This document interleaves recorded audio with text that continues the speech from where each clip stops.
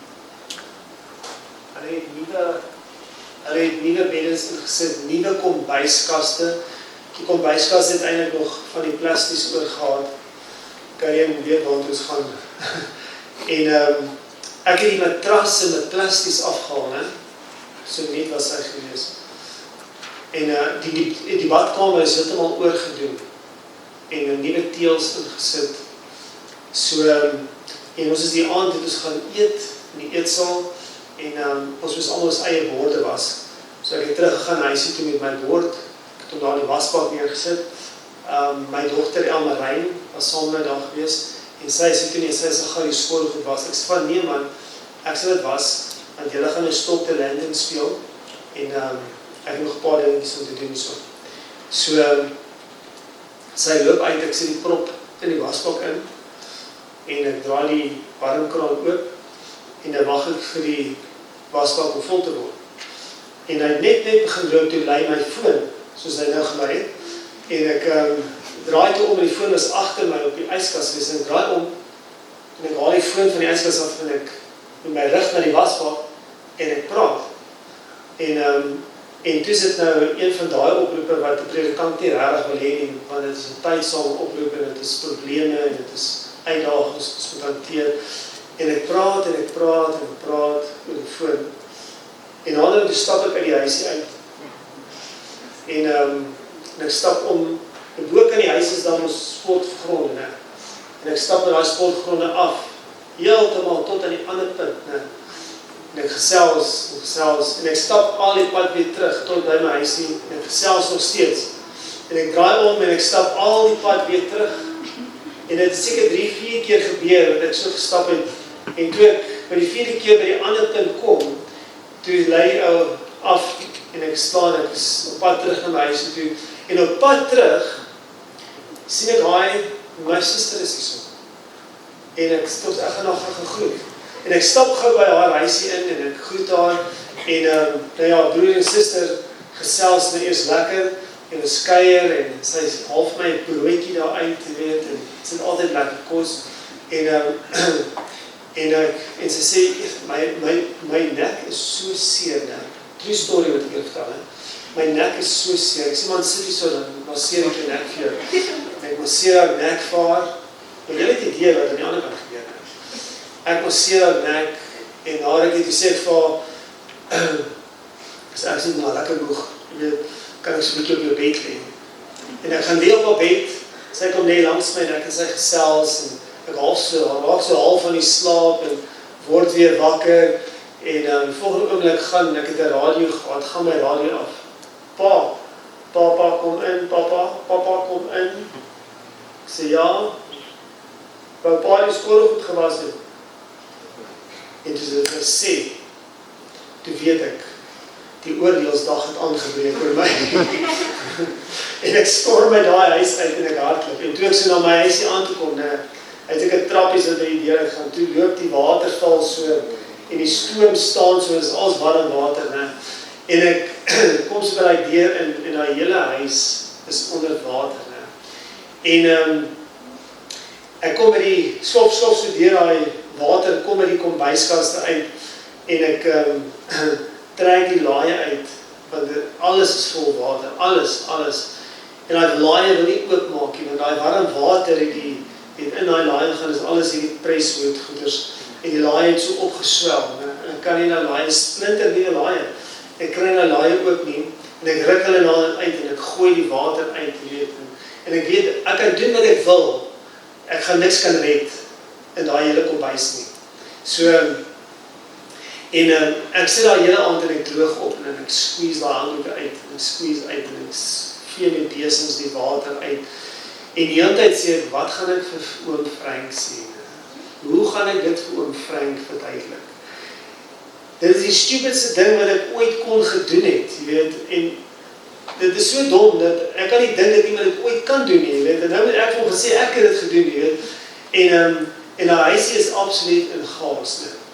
So, en die volgende dag, daai aand toe slaap ek glad nie, ek het daai hele aand rondgegaan, en sê, hoe gaan ek dit verduidelik, wat gaan ek sê, hoe gaan ek dit sê, ek sê, bring net 'n wonderwerk, dat môreoggend alles is reg, jy weet, as ek opstaan dat alles net in plek weer is, jy weet, soos wat ek dit gekry het, jy weet.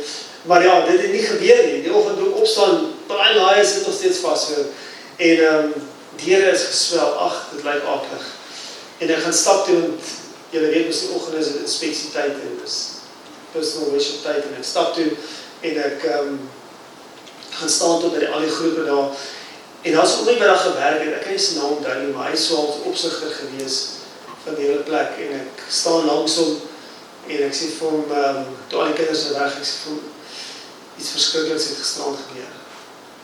Hy sê vir my, het jy die kraan opgelos? Ek sê, hoe weet jy? Hy sê, ek het oor die radio gehoor, dat daar is 'n kraan opgelos. Ek sê, ek weet nie wat ek gaan doen nie. Ek sê, ek gaan nooit weer daai plek aan, ek gaan nooit weer dieselfde wees nie.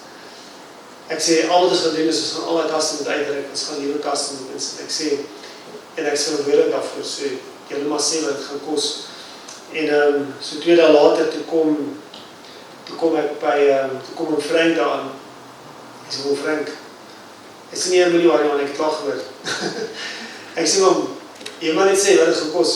Ek sal betaal. Ek sê, kry nie die ouens in, maak het weer reg, ek sal betaal daarvoor. Dat ons net kan weer kry soos dit oorspronklik was. En so, en dit is eintlik maar in die tyd van het gebeur het. Hulle het so gemors gemaak, hulle kon dit self nie reg kry nie. En hulle het nie eens die vermoë gehad of die geld gehad om dit wat hulle verkeerd gedoen het weer reg te maak. Hulle moes 'n verlosser kry om te gekom het om te betaal om dit weer reg te maak. En om alles te weer herstel soos dit oorspronklik is. Kyk, so kom ons kyk na Filippense 2. So as jy jou Bybel sit, asseblief blaai na toe, lees saam met my, vat jou pen, merk as jy wil in jou Bybel, en onderstreep, wat ons nou gaan lees, is van kardinale belang vir ons. Kyk, so, en ons begin in vers 5, hoofstuk 2, vers 5. En het sê, hy wat in die gestalte van God was, is dit reg? Het het geen, nee, sorry, ons begin vers 5. Want hierdie gesindheid moet in julle wees, wat ook in Jesus Christus was. Kijk, want hierdie gesindheid, wat se gesindheid het Jesus gehad? Want hierdie gesindheid, en nou gaan ons lees wat se gesindheid Jesus gehad het. Kijk, so, en hy sê, hy wat in die gestalte van God was, het het nie roof geag om aan God gelyk te wees. Hy wat in die gestalte van God was, het het nie roof geag om aan God gelyk te wees. So, en dis nou hier so waar ons nou so bietjie weer na die Grieks moet gaan kyk, om hierdie versie reg te verstaan. So, hy het nie roof geag, nou daai roof, is dit om reg gespel? Roof. Ja, verstrek. Okay, daai roof, né? In Grieks, hoor nou mooi, is harpagmos. Okay? Onduidelik, kan jy? Harpagmos. Okay, so dit is die Griekse woord, harpagmos. Harpagmos beteken, ek gryp iets, né? Ek harpagmos op, en niks sal dit van wegvat. Niks. En die Hebreëus, as in die verklarende woordeboek eintlik, verduidelik hulle dit so, hulle sê, dit is soos 'n arend, wat afkom uit die lug uit, en hy skiet op sy prooi, en hy slaan daai kloue in die prooi in, en daai hassie in, en daai kloue van 'n arend, dit moes ratchets, en weet ek, en sonder moeite, vlieg hy net weg. Weet, hy span nie eers verder in om te klim, maar dit is klaar ingeslaan, en hy vlieg weg met sy prooi, en niemand sal dit weet van hom wegvat. Dit is harpagmos. Jy gryp hom, en niemand sal dit van hom wegvat. Hy sê, en die versie sê vir ons, dat God se koninklike troon, het hy nie so hoog geag. Hy was vir die mens liewer gewees, as sy goddelike troon, dat hy nie daaraan geharpagmos het nie, maar hy het dit gelos. En dit is eintlik iets, waarin jy moet harpagmos, sou geharpagmos het. Jy hoor wat ek sê. So, Dit is wat die versie kon sê. Hy het dit nie gehardpak moes. Hy het nie sy goddelikheid gehardpak moes nie. Hy het dit gelos, omdat hy ons so lief het. En dit is iets waarin jy eindelijk moes gehardpak moes nie. So groot is dit. Kijk, is julle met my? Kijk, so, nou sê hy, maar hy het homself, vers 3, maar hy het homself ontledig deur die gestalte van 'n diensknegt aangeneem en gelyk geword aan die mens. So daai ontledig, hy het homself ontledig. In sekere vertaling sê dit, he emptied himself in Engels. Okay? Hy het homself leeggemaak. So daai ontledig, okay? In Grieks is dit kenosis. Okay, in Grieks is dit kenosis. So dit is, jy maak jouself leeg. So ek vat hierdie bottel, en ek draai die prop af, en ek gooi al die water uit. Ek kenosis die bottel heeltemal. En dit sê dat God het homself gekenosis. Christus het homself kenosis van sy goddelikheid wat hy gehad het. Hy het nie gehardpak moes dan nie, maar hy het gekenosis heeltemal leeggemaak, en hy het wat geword? 'n diensknegt geword, en hy het mens geword. Okay. En nou gaan hy verder, en hy sê, en tot wat sy extreem, wat is extreem in Afrikaans? Wat sê jy? Uitermate, of uiterste, het hy gegaan, om homself leeg te maak. En hy sê, maar hy het homself ontledig deur die diensknegt aan te neem, en aan die mens gelyk geword, en in gedaante gevind as 'n mens, het hy homself verneder deur gehoorsaam te word, tot die dood toe. Maar sê nie tot die dood nie, maar die dood van die kruis. Julle moet lees wat daar staan, het julle Bybels voor julle.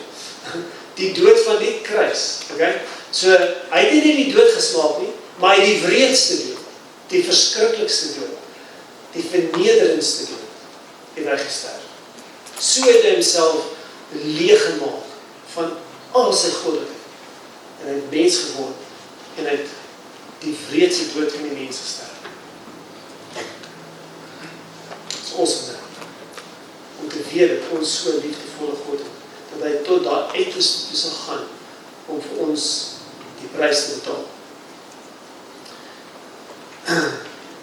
En dan sê hy, daarom, omdat hy dit gedoen het, daarom het God hom uitermate verhoog en hom 'n naam gegee wat bo elke naam is. Sodat in die naam van Jesus sou buig elke knie van die wat in die hemel en die wat op die aarde en die wat onder die aarde is en elke tong sal bely dat Jesus Christus die Here is tot die heerlikheid van God die Vader. So wat sê hy? Christus het alles leeggemaak, maar ek gaan hom weer wat doen? Ek gaan hom verhoog, né? Ek gaan hom weer terugsit op die troon en hy gaan weer die heerser wees. En dit is dus Openbaring 5 lees, né? Toe hy na die troonkamer inkom, toe vat hy sy posisie weer oor en hy gaan sit langs sy Vader op die troon en hy vat die boek rond. Dit beteken hy het heerskappy geneem weer van die aarde. En so hy het nie gehardpak mos nie, maar hy het homself ontledig en daardeur het God hom uitermate verhoog. Kyk, so nou gaan ons so gekyk hierson en 'n bietjie grafies te kyk. So dat die gesindheid van Jesus was, hy wat in die gestalte van God was, het nie geloof gehad om God gelyk te wees nie. En so daar so sit hy op die troon, maar hy het homself ontledig deur die gestalte van die diensknegt aan te neem en 'n mens gelyk geword. Hy het 'n diensknegt geword, maar hy het nie net 'n mens geword en dan lees ons en hy die gedaante gevind as 'n mens, hy het homself verneder tot die dood van die kruis. Hy het homself ontledig, nog leer gemaak, die dood van die kruis. So hy het homself heeltemal op die laaste trappie gesit. En as ek die trappies nou kon gebruik het, sou dit lekker gewees het. Afgetrap, totdat hy net niks meer was. Die dood van die kruis gesmaak het. So, en daarom sal God hom uitermate verhoog en hom 'n naam gee bo elke naam. God sal hom weer terugsit op sy troon. En dis wat is in Openbaring 5 lees. Stem julle saam met my. Kyk. Ja, party stem saam. Kyk, so en elke knie sal buig, ek het daai gelees vir julle, en elke tong sal bely. En nou gaan ons kyk na Jesaja 14. So blaai met julle Bybels na Jesaja 14 toe. So, onthou terwyl jy soek, onthou die Adventiste was altyd gesien as die mense wat hulle Bybels die beste ken. Okay. En Adventiste jong mense het hulle altyd ingeskryf in redenaars kompetisies oor die Bybel en Bybel vasvraag kompetisies en hulle het altyd gewen. Want ons was die mense wat in die Bybel die meeste geken het. En ongelukkig is dit nie meer vandag so nie. So ek wil julle aanmoedig, lees jou Bybel, lees jou Bybel elke dag. Spandeer tyd saam met Here. As jy nie weet waar jy moet begin nie, hoe jy moet begin nie, bel my. Kom sien my na die tyd. Ek is meer as bereid. As ons net kan teruggaan na God se woord toe, dit gaan lees en studeer, dan verander ons lewens en die wêreld gaan verander om ons. En ons gaan die wêreld uit ander lense begin sien. Jy hoor wat ek sê. So, kyk. So nou is ons by Jesaja 14. Jy het seker al daar uitgekom. En nou kan ons die teenoorgestelde lees. Wie is die vyand van God?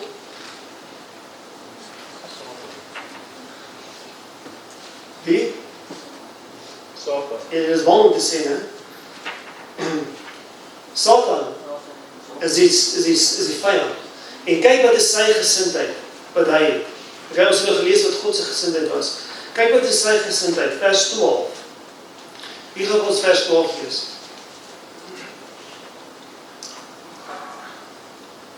Lees vir ons, Sebastian. Hoe het jy uit die hemel geval, o Moorste, 17 dae geraak? Hoe lê jy in die aarde neer te staan, o weldigste van die nasie? Ja, so hy sê, hoe lê jy nou daaronder op die aarde? Okay? Weet, jy is die weldige van die nasies. En dan begin hy deur te sê, vers 13. En jy het hom in jou hart, jy het in jou hart gesê, ek wil opkom in die hemel, my troon verhef oor die sterre van God en sit op die berge, op die berg van samekoms in die uitweg van die noorde. So, ons het 'n ander gesindheid wat ons het in Satan, is dit nie? Hy sê nee, ek wil haar Patmos aan die troon, né? Ek is nie bereid om leeg te wees nie. Ek wil haar Patmos aan die troon. Ek gaan my nie self ken nou soos nie. So, en ek gaan nie hier bly op die aarde neergegooi nie. En hy beklei die hele tyd om die troon te kry. Okay? En hy sê, ek gaan opklim in die hemel, né?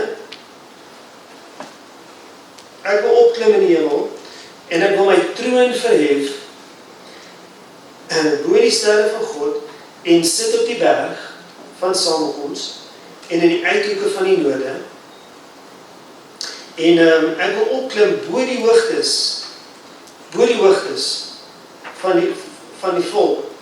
die wolke en my gelyk stel aan die allerhoogste. Is dit die gesindheid wat Christus gehad het? Nee, hy het gesê, ek het my kinders so lief. Ek sal myself leegmaak. Ek sal myself ken nou soos. Ek gaan nie aan Patmos aan my troon nie. Vandag gaan ek nie my kinders ooit weer sien nie. Maar ek sal myself moet leegmaak, moet ken nou soos, sodat ek na hulle toe kan kom. En wat gebeur met die ou duiwel? Die wat in vers 15, Sebastian. Ja, in die doderyk sal jy neergewerp word, in die diepste plekke van die kuil. So wat gaan gebeur? Ek gaan jou neerwerp in die doderyk. Want jou gesindheid is nie die gesindheid wat ons soek nie. Wat het Jesus sê? Ek het gekom om te dien en nie om gedien te word nie. Dis reg verkeerd. So, en dit is God se gesindheid. Ek het gekom te dien, nie om gedien te word nie. Die duiwel sê, ek wil haar Patmos aan die troon. Ek wil gedien word, jy weet. So ons gekyk na die volgende verhaaltjie. Kyk, ons gekyk na die verlore seun. Dit is in Lukas 15. Ons almal ken die verhaal van die verlore seun. So blaai soontoe.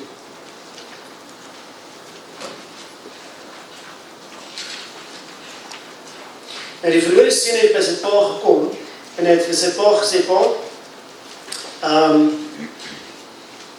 ek wil graag my erfporsie hê. En ek wil graag alles hê wat my toekom. En uiteindelik gewens is sy pa is dood. Dis reg gekry. Want ek meen as jy jou pa se erfporsie wil hê, dan weet jy is dood. So, En sy het gewens sy pa is dood, en sy gee my erfporsie, want ek wil graag my eie lewe lei, ek wil graag my eie ding doen, nee.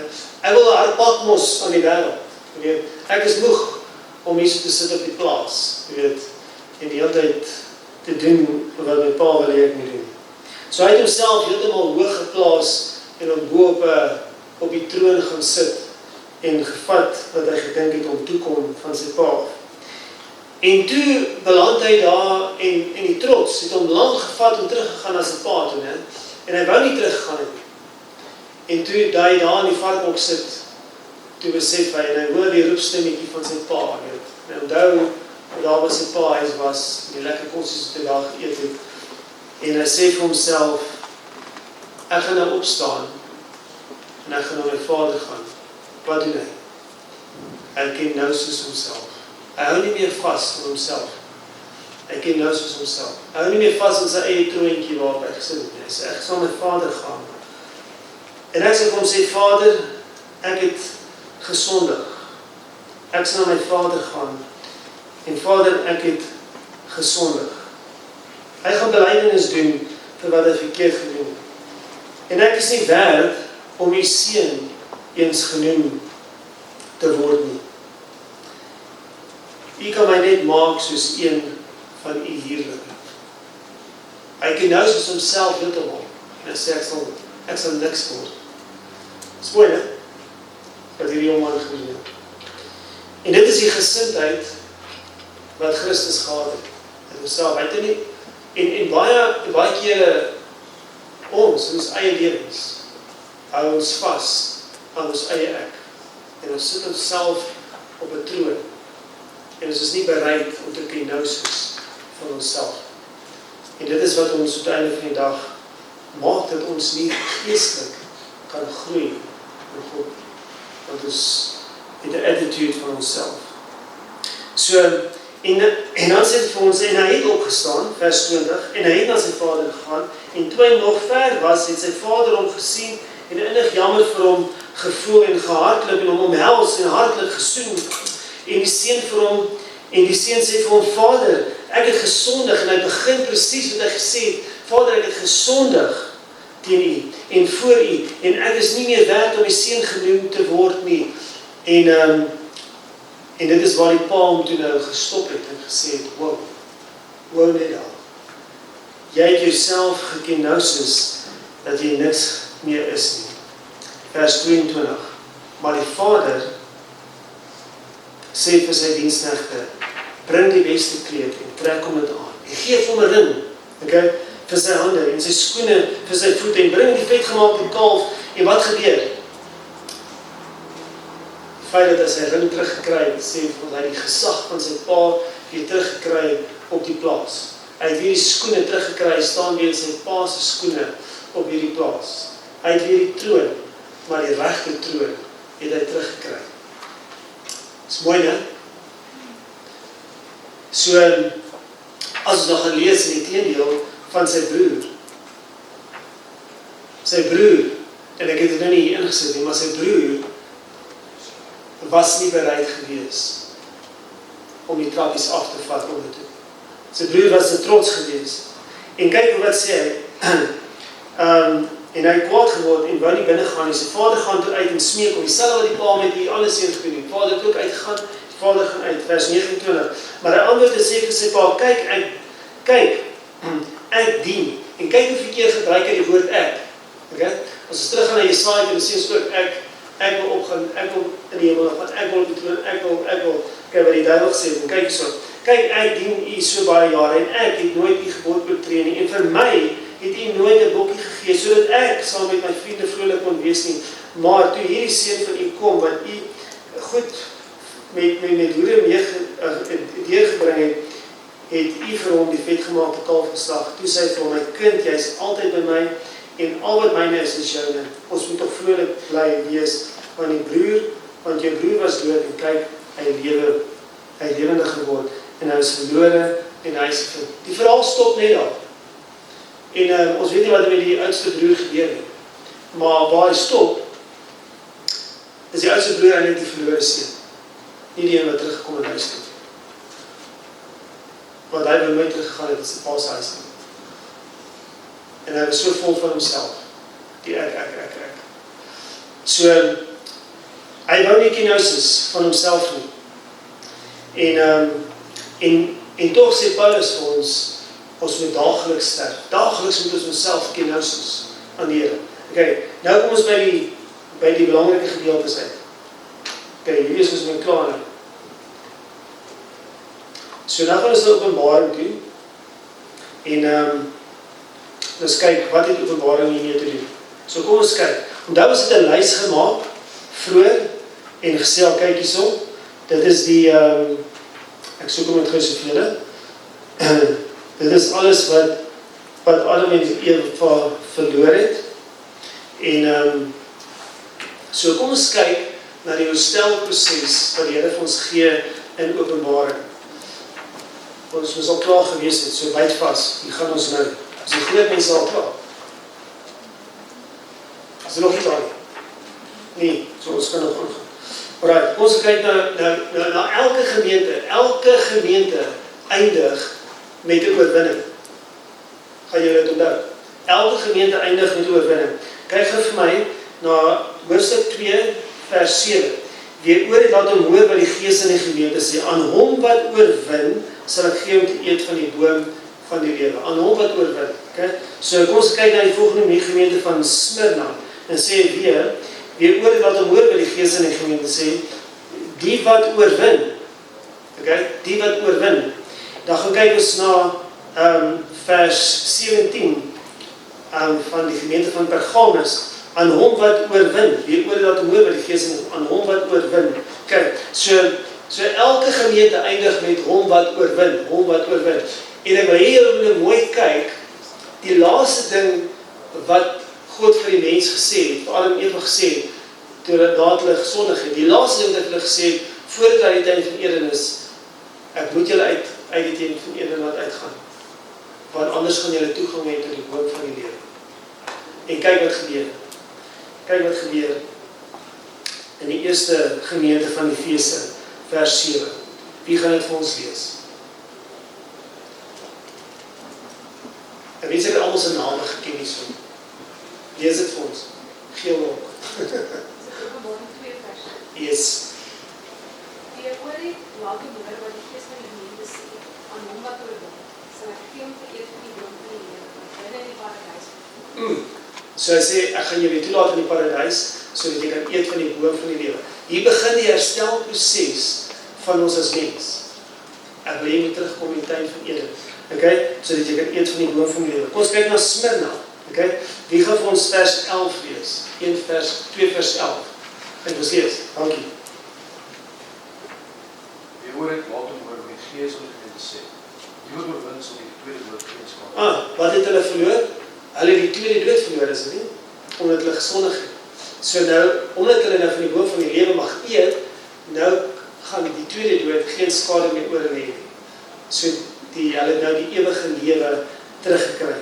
Okay, so nou gaan kyk ons na vers 17.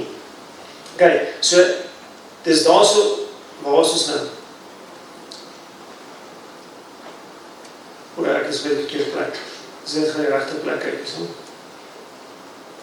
Moet jy die trappies kan kry. Goed, daar sê, die boom van die lewe, en dan die tweede dood geen skade lei nie, nou kan ons aangaan. Goed, nou gaan ons kyk ons na vers 17. Wie gaan ons lees? Daar sê, lees ons, hart en duidelik. Die oor het, laat hom hoor wat die Gees in die gemeente sê. Aan hom wat oorwin, sal ek gee om te eet van verborgde manna. En ek sal hom gee 'n wit teersteen, en die steen, en nie 'n naam te skryf wat niemand ken nie, behalwe hy wat verdien. So, het ons karakter verloor, wat God oorspronklik vir ons gegee het. God het 'n karakter. Ja.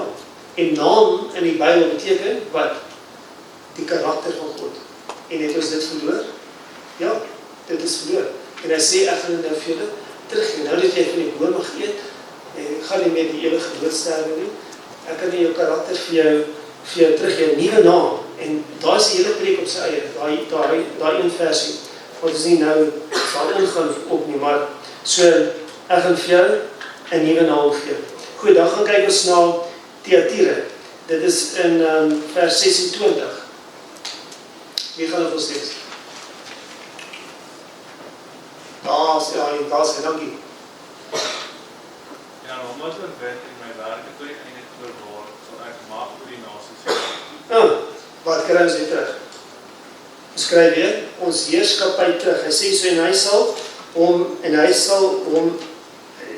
hy sal hulle regeer met 'n ysterstaf soos erfgoed en hulle verbrysel net soos ek ook van my Vader ontvang het.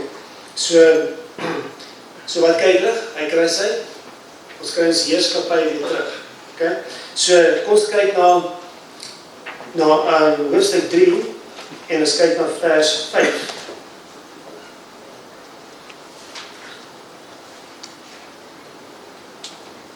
Wie gaan ons lees? Die oorwin sal bekleed word met wit klere, en ek sal sy naam nooit uitwis in die boek van lewe nie. En ek sal sy naam bely voor my Vader en voor sy engele. Wat het hulle verloor? Hulle kleed van geregtigheid. En nou sê ek gaan weer vir jou 'n wit kleed gee, weer 'n wit kleed van geregtigheid gee om aan te trek. En hy herstel die mens met 'n wit kleed. Okay, hoofstuk 3 vers 12. Wie gaan ons lees?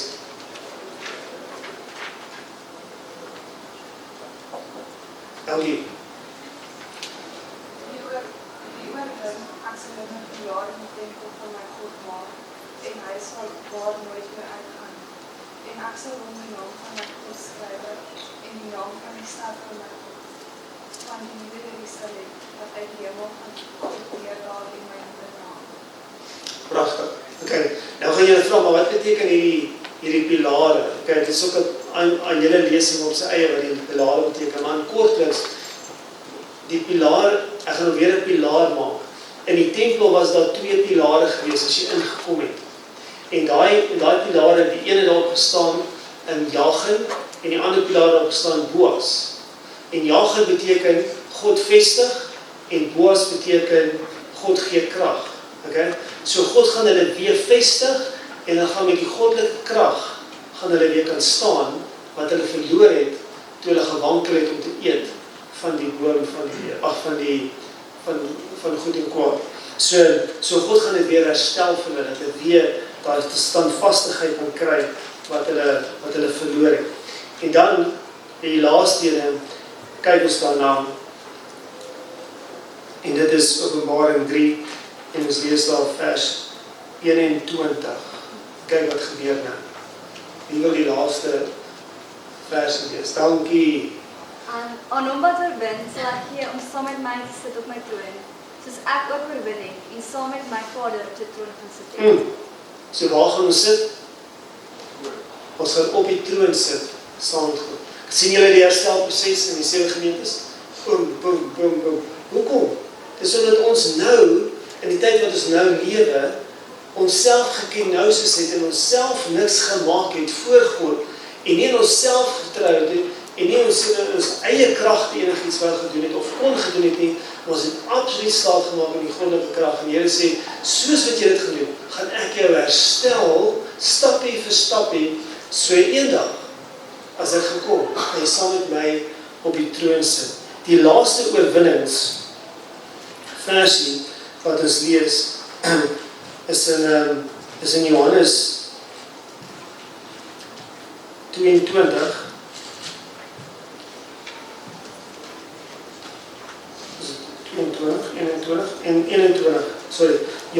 Openbaring 21 vers 7. Wat sê daar so?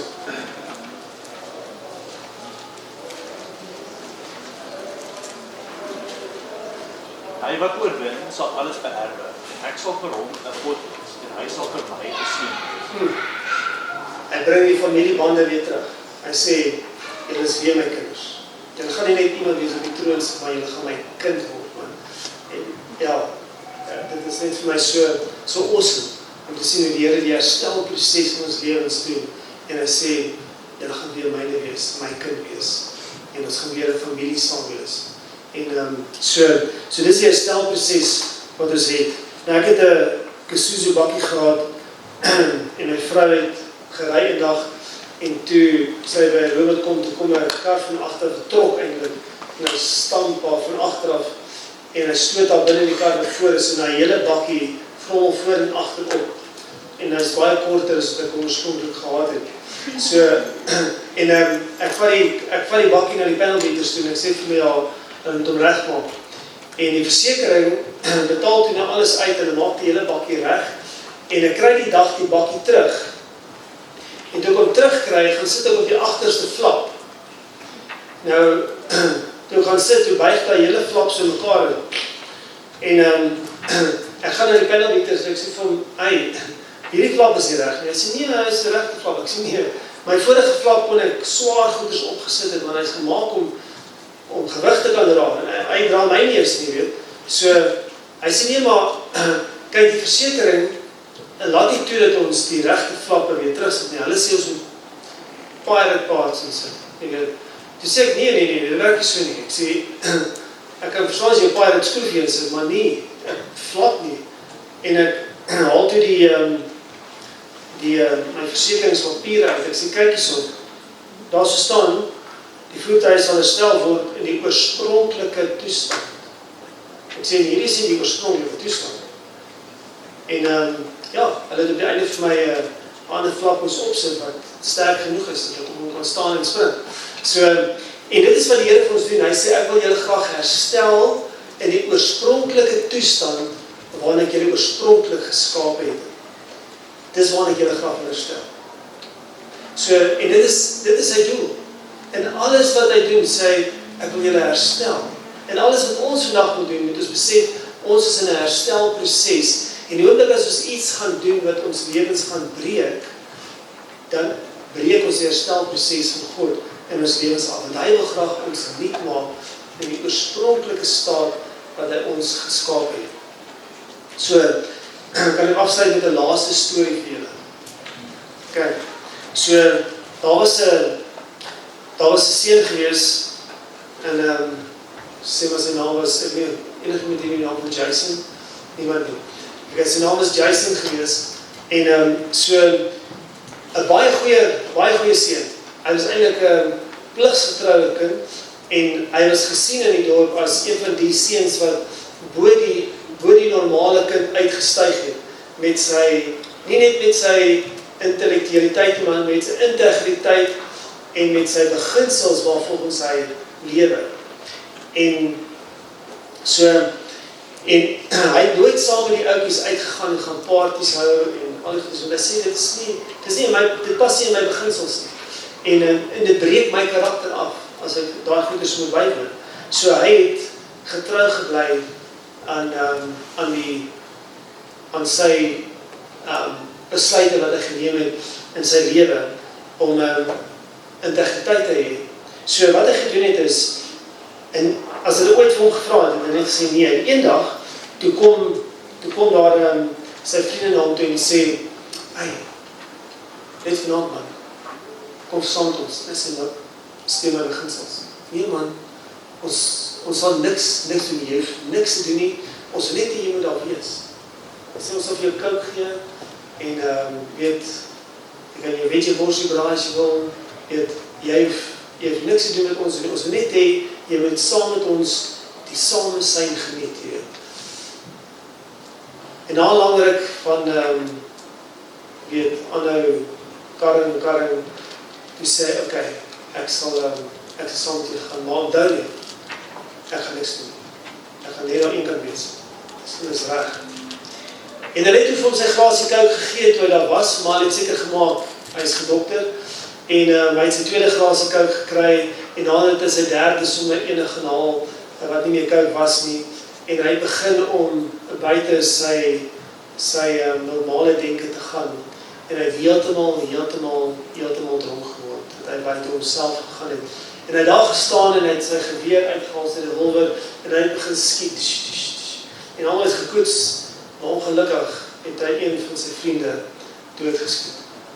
En in daai tyd, as jy iemand doodgemaak het, dan moes jy binne 5 dae moes hulle jou doodmaak. Het jy gesterf, het jy die doodstraf gekry.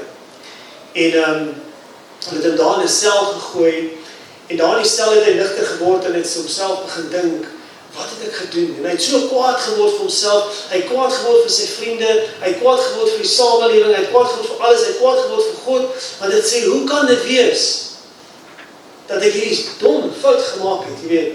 En die predikant het dan gekom het om te gesels en om moed in te praat, maar hy het almal net weggejaag. Hy wou met niemand praat nie, met sy ouers praat nie. As iemand naby sy self gekom het, het hulle net sy muur weggejaag.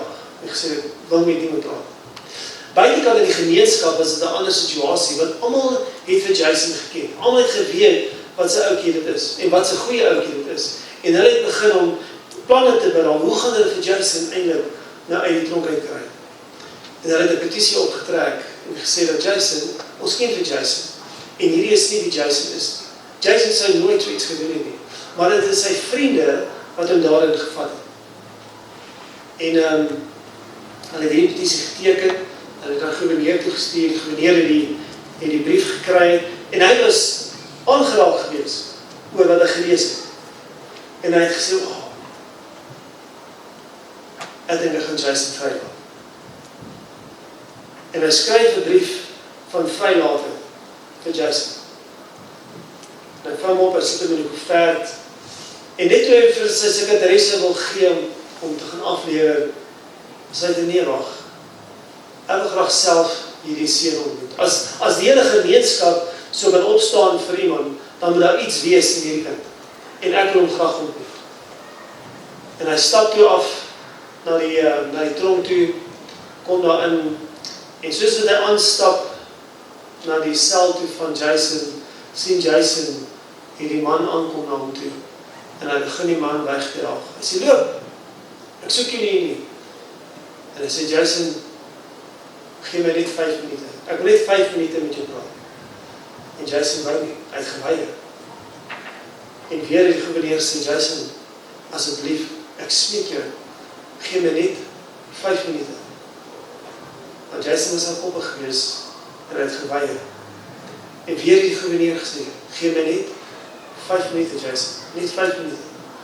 En Jason het geweier.